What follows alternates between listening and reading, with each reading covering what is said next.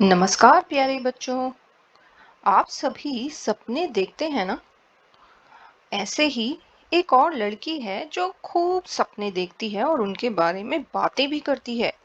जी हाँ, आज हम सुनने वाले हैं तोसिया के सपनों की कहानी। तो चलिए शुरू करते हैं। इस कहानी के पात्र हैं नानी और तोसिया। एक दिन तोसिया ने सपना देखा। तोसिया बहुत सपने देखती है। वह उठकर सपनों के बारे में बात भी करती है। तोसिया को सपना आया कि दुनिया के सारे रंग उड़ गए हैं, कहीं कोई रंग नहीं बचा। उसने देखा कि सब कुछ सफेद सफेद हो गया है। तोसिया उठी और सपने को याद करने लगी। वह एकदम से घबरा गई। तोसिया सोचने लगी कि क्या सचमुच रंग गायब हो गए हैं। तोसिया रसोई में गई। वहाँ बहुत सारे रंग बिरंगे मसाले रखे हुए थे।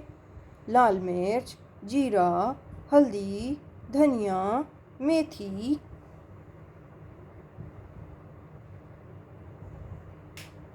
तोसिया उठकर बाहर बगीचे में गई। वहाँ रंग बिरंगे फूल खिले हुए थे। गेंदा, चमेली, सदाबहार, गुलाब, सूरजमुखी। तोसिया ने देखा कि उसके कपड़ों पे रंग है। उसके कपड़ों में रंग है। मम्मी पापा के कपड़ों में भी रंग है।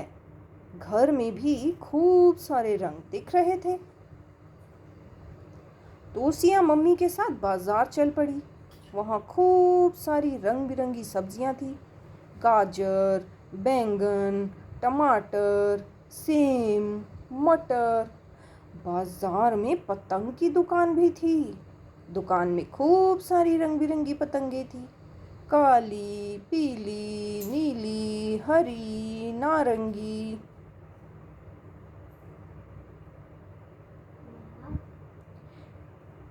मम्मी चुन्नी की दुकान पर गईं।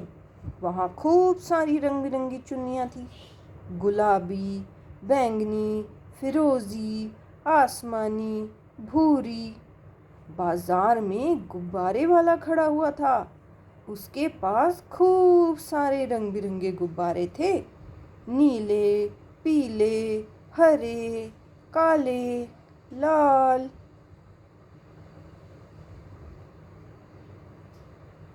तोसिया ने खूब सारे रंग देखे। वह खुश हो गई कि रंग गायब नहीं हुए हैं। वह रंगों को गिनने लगी। तोसिया घर आकर दोपहर को सो गई। उसने उठकर देखा कि नानी की सहेलियां आई हुई हैं। उन सबके बाल सफेद सफेद हैं। तोसिया को एक बात याद आई।